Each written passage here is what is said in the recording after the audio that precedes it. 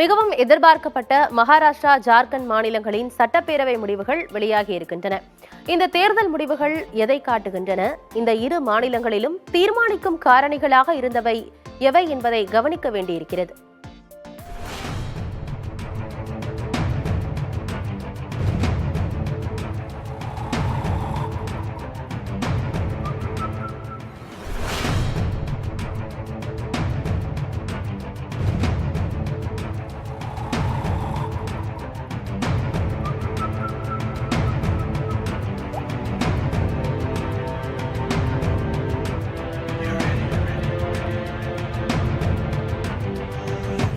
ஜார்க்கண்ட், மகாராஷ்டிரா ஆகிய இரு மாநிலங்களிலும் பாரதிய ஜனதா தலைமையிலான கூட்டணியே வெல்லும் என்று தேர்தலுக்கு பிந்தைய கருத்து கணிப்புகள் வெளியாகியிருந்தன.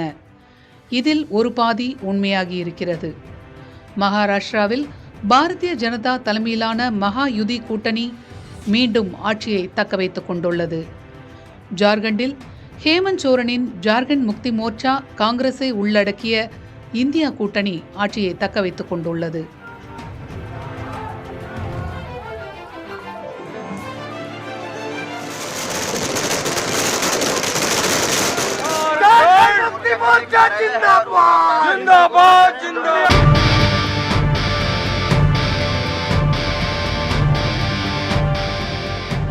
சிறு மாநிலமான ஜார்க்கண்டில் என்ன நடந்தது என்று பார்த்தோமானால், பழங்குடியினர் வாக்குகள், பெண்களின் வாக்குகள் இந்தியா கூட்டணிக்கு சென்றுள்ளதாக கூறலாம்.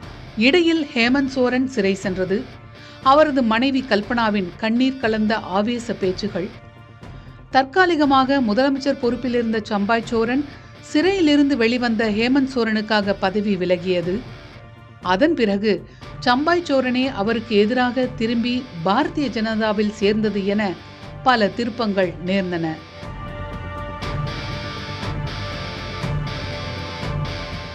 ஆட்சிக்கு எதிரான மனநிலை இருக்கும் என்ற கணிப்புகளை ஹேமந்த் சோரனின் வெற்றி பொய்யாக்கி இருக்கிறது.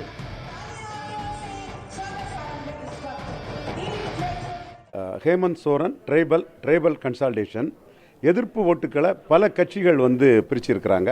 புதிதாக பாராளுமன்றத்துக்கு என்ற பண்ண கட்சிகள் அசெம்பிளியில் பிரிச்சிருக்கிறாங்க. இதையும் தாண்டி பாஜகவின் ஒரு கூட்டணி கட்சி அவங்க பொருந்தா கூட்டணியாகி அவங்க கண்டஸ்ட் பண்ண பெருவாரியான இடங்களில் தோல்வியடைஞ்சிருக்காங்க. குறிப்பாக பெண்களுக்கான அந்த நலத்திட்ட உதவிகள், அந்த பெண்கள் உரிமை தொகை தமிழக முதல்வர் மு க ஸ்டாலின் கொடுத்து தமிழகத்தில் அவர் ஒரு வாக்கு வலிமையை தனக்கு ஏற்படுத்தியிருக்கார் இல்லையா, ஒரு ப்ரோ இன்கம்பன்சி பாசிட்டிவ் ஓட்டை ஏற்படுத்தியிருக்கிற மாதிரி அது ஜார்க்கண்டில் மட்டுமில்லை மகாராஷ்டிராவிலையும் ஒரு ப்ரோ இன்கம்பன்சியை கொடுத்துருக்குது. ரெண்டு மாநில அரசும் வெற்றி பெற்றிருக்க காரணம் ப்ரோ இன்கம்பன்சியும் பெண்கள் ஓட்டும் ஒரு முக்கிய காரணம். ஜார்க்கண்டில் உங்களுக்கு ஒரு ஸ்ட்ராங் நரேட்டிவோட அங்கே இருக்கக்கூடிய மாநில கட்சியான ஜேஎம்எம் இந்த தேர்தலை சந்தித்தாங்க, பிஜேபியை எதிர்கொண்டாங்க. பிஜேபி உடைய கேம்பெயின் அப்படின்றது பார்த்திங்கன்னா பெரிய அளவுக்கு ஒரு வெறுப்பு அரசியலை விதைக்கக்கூடிய ஒரு கேம்பெயினாக இருந்துச்சு. அப்போ அது உண்மையிலேயே அவங்களுக்கு ஒரு பெரிய த்ரெட்டாக பார்த்தாங்க. அதை எதிர்க்க வேண்டும் அப்படின்னும் போது அவங்க அந்த கவுண்டர் நேரட்டிவோட அந்த தேர்தல் களத்தை சந்தித்தார்கள். ரெண்டாவது உங்களுக்கு அந்த லோக்கல் இஷ்யூஸை ஜேஎம்எம் பேசினாங்க. லோக்கல் இஷ்யூஸ், எங்களுடைய நிலம், எங்களுடைய மாநிலம், எங்களுடைய மாநில உரிமைகள் அப்படின்ற விஷயங்களை பற்றி பேசினதுனால தான் அவங்களுக்கு பிஜேபி என்ன எஃபர்ட் போட்டாலும் அந்த எஃபர்ட்டுக்கு பெரிய அளவுக்கு ஒரு பலன் என்பது கிடைக்கவில்லை. அதே போல் காங்கிரஸ் எனக்கு தெரிஞ்சு ஜார்க்கண்டில் பெரிய அளவுக்கு ஒரு எஃபர்ட் போட்டாங்க அப்படின்றதெல்லாம் சொல்ல முடியாது. பட் ஜேஎம்எம் உடைய எஃபர்ட் அப்படின்றது ஒரு மாநில கட்சியாக அந்த சிறிய மாநிலத்தில் அந்த லோக்கல் இஷ்யூஸை பேசினாங்க. அங்கே இருக்கக்கூடிய மக்களுடைய உணர்வுகளை பிரதிபலிக்கக்கூடிய இஷ்யூஸை பேசினதுனால தான் அது ஒரு பெரிய அளவுக்கு ஒரு வெற்றியாக அவங்களுக்கு அமைஞ்சிருக்கு. அங்கே இருக்கக்கூடிய மக்கள் நன்கு பாஜகவுடைய அரசியலே நன்கு புரிந்திருக்கிறார்கள். ஏன்னா இல்லாத ஒரு இஷ்யூவை கொண்டு அங்கே பேசினாங்க. பங்களாதேஷி இன்ஃபில்ட்ரேட்டர்ஸ் உள்ளே வந்துடுறாங்க, பங்களாதேஷ்லேருந்து வந்தேரிகள் உள்ளே வந்துடுறாங்க அப்படின்ற மாதிரி ஒரு பொய் பிரச்சாரத்தை அவர்கள் மேற்கொண்டார்கள். அந்த பிரச்சாரம் பெரிய அளவுக்கு எடுபடல. ஸோ லோக்கல் இஷ்யூஸ் அவங்க பேச தவறியது ஒரு மிக முக்கியமான விஷயமாக இருக்கிறது. அதுதான் பாஜகவுடைய பின்னடைவுக்கு ஒரு மிக முக்கியமான காரணமாக இருக்கிறது. மகாராஷ்டிராவில் மாதம் 1500 ரூபாய் வழங்கும் மகளிர் உதவித்தொகை திட்டம் மகா யுதி கூட்டணி எதிர்பாராத அளவு வெற்றி பெற்றதற்கு முக்கிய காரணமாக கருதப்படுகிறது.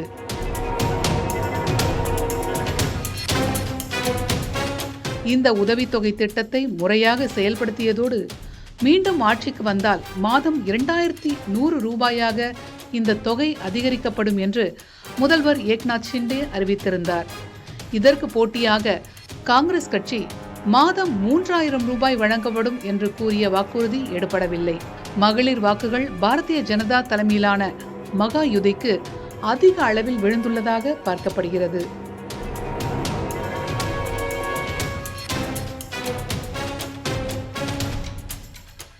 ஹிந்துத்துவா மற்றும் RSS மகாராஷ்டிரா தேர்தல் முடிவுக்கு பின்னணியில் உள்ள 2 முக்கிய அம்சங்களாக கருதப்படுகின்றன. பிரிந்தால் பாதிக்கப்படுவோம் என இந்து சமுதாயம் ஒருங்கிணைந்து வாக்களிக்க உத்தரப்பிரதேச முதலமைச்சர் யோகி ஆதித்யநாத் பிரச்சாரம் செய்தது எந்த அளவு தேர்தல் பிரச்சாரத்தில் இந்துத்துவா முக்கிய இடத்தை பிடிக்கிறது என்பதை காட்டும் வகையில் இருந்தது. ஒற்றுமையாக இருந்தால் பத்திரமாக இருப்போம் என பிரதமர் நரேந்திர மோடியும் மறைமுகமாக இந்துத்துவா பிரச்சாரம் செய்தார். இத்தகைய சூழலில் RSS களமிறங்கி தீவிரமாக பாஜக கூட்டணிக்கு வாக்கு சேகரித்தது மகா யுதி கூட்டணிக்கு பெரும் வெற்றியை பெற்றுத்தந்ததாக கருதப்படுகிறது. சாதி வாக்குகளும் மிகவும் பிரதானமானவையாக இருந்திருக்கின்றன என்கிறார்கள் பத்திரிகையாளர்கள். மகாராஷ்டிராவை பொறுத்த அளவில் மனோஜ் சாரங்கே பாட்டீலுங்கிற ஒரு மராத்தா கம்யூனிட்டி லீடர் அங்கே பிற சமூகங்களெல்லாம் அச்சுறுத்தும் வகையாக ஒரு எவ்வித முகாந்திரமும் இல்லாமல் ஒரு சயின்டிஃபிக் டேட்டா இல்லாமல் தன் மிரட்டல் மூலமாக குன்பி மராத்தாக்களை ஓபிசியில் சேர்க்க வேண்டும், குன்பி மராத்தாக்களை நான் என்னுடைய பலத்தின் அடிப்படையில் நீங்கள் எல்லாம் பணிந்து போக வேண்டும் என்று பெரிய மிரட்டல் அரசியல் அவர் பண்ணார். அந்த மிரட்டல் அரசியலுக்கு ஏக்நாத் ஷிண்டே அடிபணியல்ல. இதனால் அவர் நான் தனிச்சு போட்டியிட்டு பலத்தை காட்ட போகிறேன்னு சொன்னாப்புல.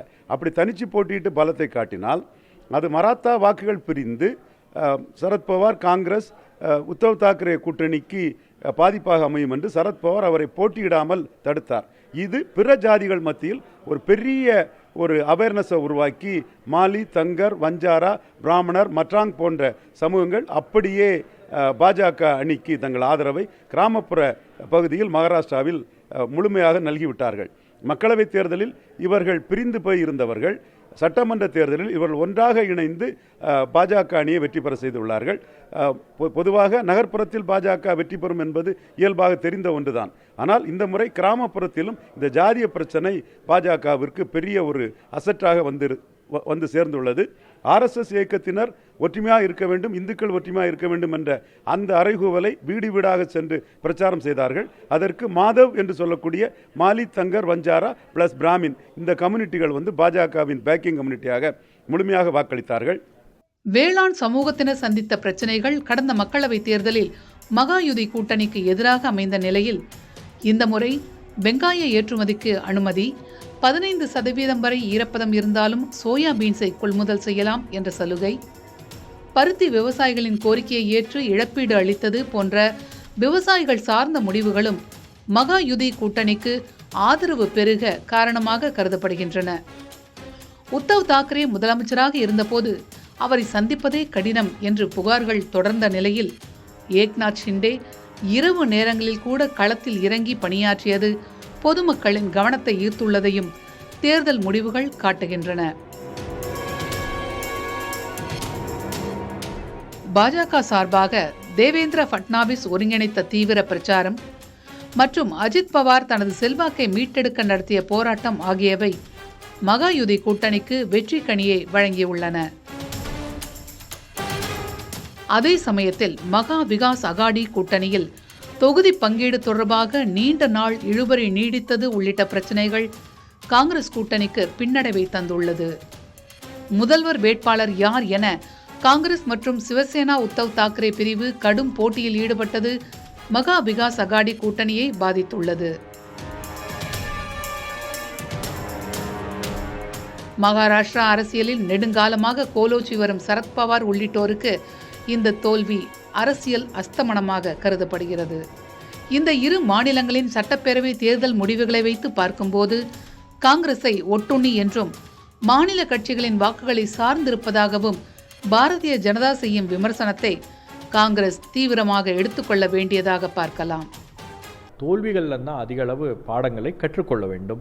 ஆனால் காங்கிரஸ் அதை செய்கிறதா அப்படின்னு பார்த்தீங்கன்னா நிச்சயமாக அதில் வந்து கூடுதல் கவனத்தை அவர்கள் செலுத்தவில்லை. ஏன்னா எந்த ஒரு மாநில தேர்தலாக இருந்தாலும் நீங்கள் ஒரு மாநிலத்துக்கு தேர்தல் வருது அப்படின்னா நீங்கள் ஒரு மாதம் முன்னாடி உங்களுடைய எலெக்ஷன் ஆக்டிவிட்டியை கொண்டு வந்து நீங்கள் அங்கே போய் பிரச்சாரம் பண்ணுறதெல்லாம் வந்து இருக்காது. ஒரு தொடர் நடவடிக்கையாக இருக்க வேண்டும். ஒரு மாநில தேர்தலை சீரியஸ்னஸோடு சந்திக்கணும் அப்படின்றது தான் வந்து மிக முக்கியமான பாடம். அந்த பாடத்தை காங்கிரஸ் வந்து கற்றுக்கொள்ள மறுக்கிறது அப்படின்னு தான் நான் பார்க்குறேன். ஏன்னா உங்களுக்கு ஹரியானா தேர்தல் களம் காங்கிரஸுக்கு சாதகமாக இருந்துச்சு. விவசாயிகளுடைய போராட்டம், ரெஸ்லர்ஸுடைய போராட்டம், அப்புறம் பல்வேறு விதமான பிரச்சனைகள் அப்படின்றது இருந்துச்சு. ஒரு அங்கே இருக்கக்கூடிய அரசின் மீது ஒரு அதிருப்தி என்பது இருந்துச்சு, 10 ஆண்டு கால அதிருப்தி.